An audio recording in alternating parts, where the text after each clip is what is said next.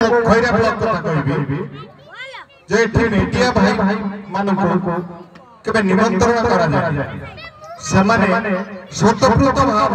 एमानको सब वर्ष मु कहबी आज 20 वर्ष धरि समानको उत्साहित करि आसी स्वतंत्र भाव एवं आद्यरु शेष पर्यंत समाने सहयोग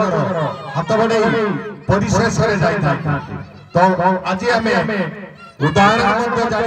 उदाहरण देखी एवं मीडिया भाई मानक आज प्रथम आपण माने देखि आम सहित एई पिला मानक उत्साहित करबा निमित्त आम सहित जड़ित अछंती